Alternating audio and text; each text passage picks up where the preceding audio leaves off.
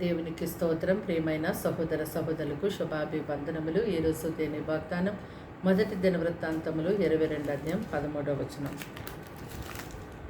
ధైర్యము తెచ్చుకుని బలముగా ఉండుము, భయపడకము, దిగులు పడకము. చూడండి, దేవుడు ఇచ్చినటువంటి ఈ యొక్క వాగ్దానాన్ని మనం ఎంతో గొప్పగా నమ్మి ఈ వాగ్దానం మన హృదయంలో భద్రం చేసుకునే వారిగా ఉండాలి. మీకున్నటువంటి ఆర్థిక ఇబ్బందులు బట్టి మీరెంతో కలవరపడుతూ భయపడుతూ ఉన్నారేమో.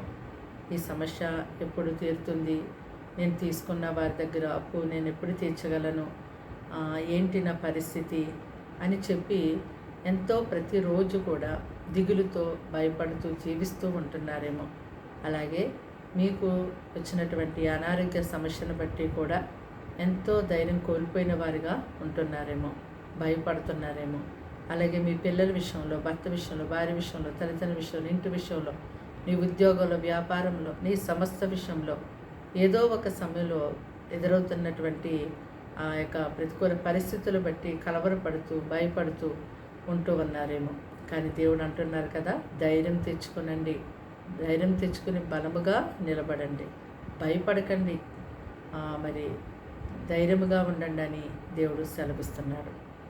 భయపడొద్దు, కలవరపడొద్దు, దిగులు చెందొద్దు అని దేవుడు తన లేఖనాల ద్వారా మనకు తెలియజేసినప్పటికీ ఆ యొక్క మాటల్ని నమ్మి ప్రార్థన చేసుకుని ధైర్యంగా ఉండలేని వారుగానే ఇంకనూ జీవిస్తున్నాం.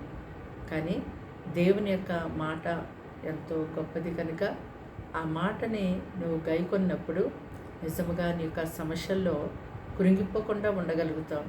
నీకు బాధలు, ఇబ్బందులు ఎదురైనప్పుడు ధైర్యంగా ఉండగలుగుతావు. దేవుడు నాకు వాగ్దానం చేశారు కదా, మరి ఆ వాగ్దానాన్ని బట్టి నేను పైకి మరలా లేవనెత్తబడతాను, నేనేమీ కృంగిపోను, దిగులు పడను, విచారంగా జీవించను, నాకు దేవుడు విజయాన్ని ఇస్తారు, నాకు దేవుడు లేవనెత్తుతారని ఒక మంచి నిరీక్షణ, ఆ యొక్క వాగ్దానాన్ని బట్టి ధైర్యం మనకు కలుగుతుంది. ప్రార్థన. దేవానికి వందనాలు, స్తోత్రాలు, స్తుతులు తండ్రి. మాటలు వింటే బిడ్డలు మీ రక్తంతో కడిగి ముట్టి పరిశుద్ధపరిచి భద్రపరచండి, ఆరోగ్యాన్ని ఇవ్వండి. అయ్యా ప్రభా తండ్రి, ధనమంతా కూడా పగలు రాత్రి మీ సండి తోడుగుంచండి. అపాయములు, కీళ్ళు, శోధనలు బిడ్డల దగ్గర నుంచి దూరపరచండి. అయ్యా ప్రభా తండ్రి, బిడ్డలు పోషించి నడిపించి ఈ సాక్షులుగా నిలబెట్టమని యేసు నామములో అడుగుచున్నాం తండ్రి. ఆమేన్.